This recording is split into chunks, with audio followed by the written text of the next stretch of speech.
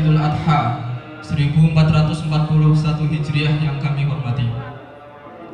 Pertama-tama marilah kita panjatkan puja dan puji syukur kehadirat Allah Subhanahu wa taala yang mana pada hari ini masih meringankan langkah kita untuk datang ke suatu majelis yang insya Allah dimuliakan oleh Allah Subhanahu wa taala. Salawat serta salam tak lupa kita aturkan kepada junjungan kita Nabi Agung Muhammad sallallahu alaihi wasallam, di mana memang pada hari ini, hari Jumat, disunahkan untuk memperbanyak sholawat kepada beliau.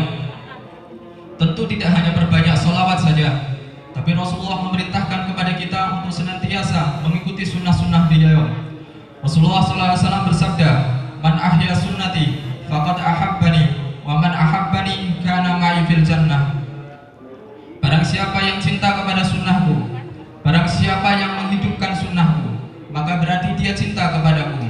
Barang siapa yang mencintaiku, maka dia akan bersamaku di surga. Maka hadirin rahimani wa rahimakumullah,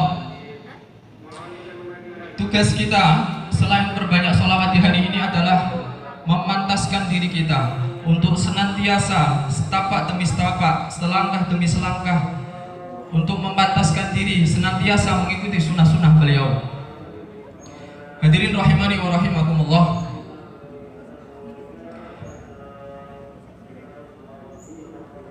dalam rotasi 1 tahun ini yang biasa kita lewati, ada waktu-waktu yang teramat sangat mustajab, yang sangat Allah ridhoi dan sangat Allah cintai, yang kadang-kadang waktu-waktu ini luput daripada perhatian kita, atau diperhatikan salah satu sedangkan sebagian yang lain dilupakan.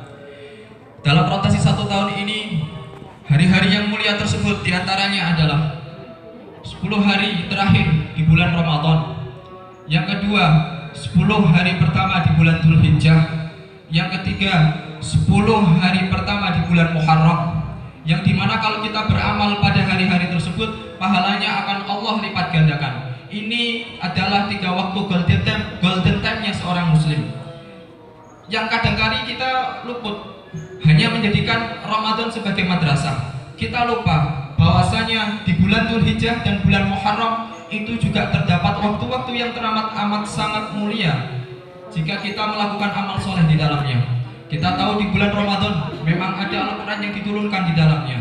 Tapi tahukah kita bahwa di bulan Dzulhijjah identik dengan amalan-amalan Nabi Ibrahim. Kemudian di bulan Muharram juga terjadi peristiwa besar di mana Musa dimenangkan oleh Allah atas Fir'aun. Maka di hari-hari ini terdapat hadis-hadis Nabi yang sangat sahih, dan apabila kita beramal di dalamnya, pahalanya akan dilipat gandakan. Oleh sebab itu hadirin sekalian, mari kita jadikan 10 hari pertama di bulan Dzulhijjah ini sebagai madrasah. Sebagaimana kita menjadikan bulan Ramadan itu sebagai madrasah, maka seharusnya sebagai seorang muslim kita juga menjadikan 10 hari pertama di bulan Dzulhijjah ini sebagai madrasah yang amat sangat disayangkan kalau kita melewatinya tanpa suatu pelajaran apapun. Rasulullah SAW bersabda dari Ibnu Abbas radhiyallahu anhu bahwa Nabi SAW bersabda, tidak ada hari di mana amal soleh pada saat itu lebih dicintai oleh Allah daripada hari-hari ini, yaitu 10 hari dari bulan Dzulhijjah. Mereka bertanya, "Ya Rasulullah, tidak juga jihad fisabilillah?" Beliau menjawab, "Tidak juga jihad fisabilillah, kecuali orang yang keluar atau berjihad dengan jiwa dan hartanya, kemudian tidak kembali dengan sesuatu pun." Ini mengisyaratkan bahwasanya ketika kita beramal di bulan Dzulhijjah, maka pahalanya bisa menandingi orang yang berjihad di jalan Allah, tidak kembali dengan nyawanya maupun dengan hartanya.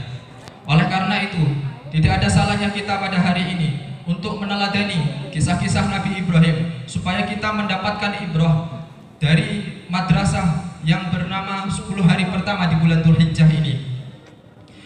Ini adalah perintah Allah Subhanahu wa taala yang termaktub dalam Quran surat Al-Mumtahanah ayat keempat. A'udzubillahi minasyaitonirrajim. Qad kanat lakum uswatun hasanatun fi Ibrahim walladzina ma'ah. Sungguh telah ada suriatan yang baik bagimu pada diri Ibrahim dan orang-orang yang bersama mereka. Oleh karena itu, Hadirin rahimani wa rahimakumullah, sebagaimana kita menjadikan Nabi Muhammad sallallahu alaihi wasallam sebagai teladan yang baik untuk kita, maka kita juga harus menjadikan Nabi Ibrahim alaihissalam sebagai teladan juga. Kita tahu ketika kita sholawat, ketika sedang sholat, tak luput dari kita setelah Allahumma sholli ala Muhammad wa ala ali Muhammad kama shollaita ala Ibrahim wa ali Ibrahim, kita langsung menyambung sholawat kepada Nabi, juga langsung menyambungnya kepada sholawat kepada Nabi Ibrahim alaihissalam. Oleh karena itu, Nabi Muhammad ketika ditanya, jelaskan kepadaku tentang dirimu, Nabi Muhammad menjawab, aku adalah pengabulan dari doa bapakku Nabi Ibrahim alaihissalam. Ketika Nabi Ibrahim meninggikan Ka'bah, Nabi Ibrahim alaihissalam berdoa kepada Allah Subhanahu wa taala, Rabbana wa ba'ats fihim rasulan minhum yatlu alaihim ayatika wa yu'allimuhumul kitaba wal hikmah. Ya Tuhan kami, utuslah dari kalangan mereka seorang rasul yang akan membacakan ayat-ayat-Mu, mengajarkan kitab dan hikmah, dan menyucikan jiwa mereka. Inilah doa yang kemudian melewati lorong sejarah selama 4200 tahun. Ketika Nabi Ibrahim berdoa, baru dikabulkan ketika diutusnya Rasulullah Muhammad SAW di Makkah untuk berdakwah, tidak hanya untuk masyarakat Arab, tapi menjadi rahmatan lil alamin untuk semesta alam. Oleh karena itu, pada hari ini marilah kita pelajari tentang paling tidak 3 hikmah sebagaimana yang dituturkan oleh Imam Ibnu Katsir dalam kitabnya Al-Bidayah wa Nihayah, bahwasanya seorang muslim minimal harus mempelajari 3 hal ketika melewati di bulan Dzulhijjah. Yang pertama adalah bagaimana kisah Nabi Ibrahim alaihissalam ketika berdakwah di Babilonia, di mana kita tahu semuanya bahwa di Babilonia pada waktu itu dipimpin oleh seorang raja yang sangat zalim, namanya Namrud. Ketika Nabi Ibrahim alaihissalam berdakwah di sana, seolah-olah kata-kata dan narasinya untuk mengajak kepada Islam selalu berbenturan kepada tembok. Tak satu pun orang yang beriman di Babilonia kecuali hanya satu, istrinya Sarah. Ini yang kemudian Allah Subhanahu wa taala membimbing Nabi Ibrahim untuk menghancurkan berhala-berhala yang diciptakan oleh ayahnya sendiri, yaitu Azhar dan Namrud pada waktu itu. Disisakanlah satu berhala, dikalungkan kampak untuk menghancurkan berhalanya tersebut di lehernya, sehingga orang-orang pun pada waktu itu yang telah mengenal karakter dan watak Nabi Ibrahim sudah pasti mendapatinya dan menuduhnya bahwa ini adalah kelakuan Nabi Ibrahim pada waktu itu. Dipanggillah Ibrahim alaihissalam untuk menghadap kepada Namrud. Kisah ini termaktub dalam Quran surat Al-Baqarah ayat 258. Ketika Nabi Ibrahim alaihissalam berkata, Idh qala Ibrahimu rabbiyalladzi yuhyi wa yumitu qala ana uhyi wa umit. Nabi Ibrahim berkata kepada Firaun, Tuhanku, ialah yang menghidupkan dan mematikan. Kemudian Namrud berkata, saya dapat menghidupkan dan mematikan. Kekuasaan Firaun memang demikian, tapi yang dia lakukan bukan menghidupkan dan mematikan sebagaimana yang dimaksud oleh Nabi Ibrahim. Dia panggil 2 orang dari rakyatnya, satu dia bunuh, satu dibiarkan hidup. Itu yang dia maksud dengan menghidupkan dan mematikan. Kemudian Nabi Ibrahim menggunakan hujah yang lain. Ayat ini diteruskan dengan A'udzubillahi minasyaitonirrajim. Qala Ibrahimu fa innallaha ya'ti bisyamsi minal masyriq fa'ti biha minal maghrib fabuhital ladzi kafar. Yang artinya, Nabi Ibrahim berkata, sesungguhnya Allah menerbitkan matahari dari timur, maka terbitkanlah ia dari barat. Lalu Namrud pun kalah berdebat dengan Nabi Ibrahim. Saking marahnya, kemudian dibawalah Namrud untuk dibakar hidup-hidup. Divonislah dia dengan dibakar hidup-hidup. Dan yang kita tahu, Namrud dengan kelicikannya mengumpulkan kebencian kepada Nabi Ibrahim secara kolektif yang dimiliki oleh masyarakatnya. Seluruh masyarakat diminta untuk mengumpulkan seluruh kayu bakar yang mereka punya untuk membakar Nabi Ibrahim alaihissalam.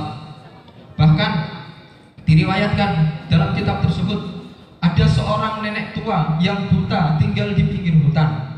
Dia menangis ketika nenek tersebut ditanya oleh anak-anak dan cucunya, wahai nenek, kenapa engkau Dia menjawab, sungguh aku menangis bukan karena Nabi Ibrahim akan dibakar, tapi aku menangis karena saya tidak mampu menyumbangkan kayu bakar untuk membakar Nabi Ibrahim. Saking demikian kebenciannya masyarakat Babilonia pada waktu itu kepada Nabi Ibrahim. Kemudian saking tingginya asap yang membakar Nabi Ibrahim, sampai-sampai Imam Ibnu Katsir mengatakan, seandainya burung yang lewat di atas asap tersebut, maka dia pasti akan kosong.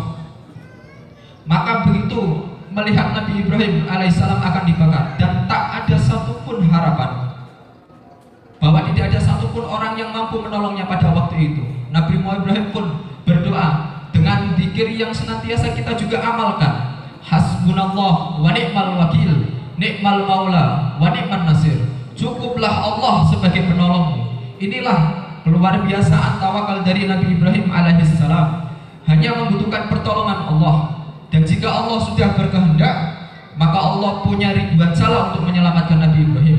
Bukan dibatalkan Ibrahim untuk membakarnya, bukan juga dipadamkan apinya, tapi dengan cara Allah berfirman, ya naru kuni bardan wa salaman ala Ibrahim.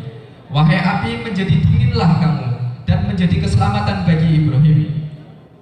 Apinya tidak dipadamkan, tapi api menyambut Ibrahim yang dilemparkan menggunakan manjanik atau ketapel raksasa, seperti seorang ibu yang menyambut anaknya yang sudah lama tidak ketemu.